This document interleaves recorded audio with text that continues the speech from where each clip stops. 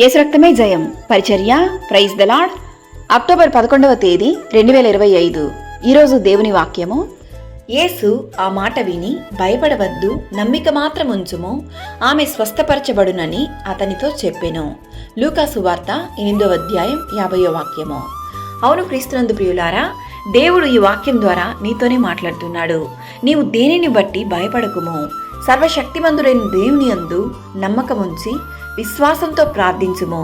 దేవుని వాక్యం సెలవిస్తున్న విధముగా సమాజ మందిరపు అధికారి ఇంట నుండి ఒకడు వచ్చి, నీ కుమార్తె చనిపోయినది, బోధకుని శ్రమ పెట్టవద్దని అతనితో చెప్పెను.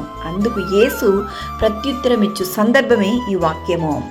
భయపడకుము, నమ్మిక మాత్రం ఉంచుము, ఆమె స్వస్థపరచబడునని అతనితో చెప్పి, ఆమె చేయి పట్టుకుని చిన్నదాన లెమ్మని చెప్పగా ఆమె ప్రాణము తిరిగి వచ్చెను గనుక వెంటనే ఆమె లేచెను.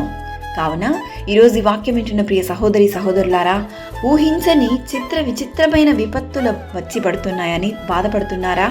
దేవుని వాగ్దానాల మీద ఆధారపడి జీవించండి. నీకు నమ్మకమైన దేవుడు నీ పక్షంగా ఉండంగా నీవు దేనిని బట్టి భయపడకము, దిగులు చెందకము. అదే నీకున్న గొప్ప ధైర్యము. నీకు అసాధ్యమైన కార్యము దేవునికి మాత్రమే సాధ్యము. కావున దేవుడు నీ పక్షము నుండి నీ ప్రతి కార్యములను, నీ ప్రతి అవసరతలను దేవుడు నీకు తీర్చి నీకు సహాయ హస్తాన్ని అందించును. సకల ఘనత, మహిమ, ప్రభావములు యేసయ్యకు మాత్రమే కలుగును గాక. ఆమేన్. God bless you.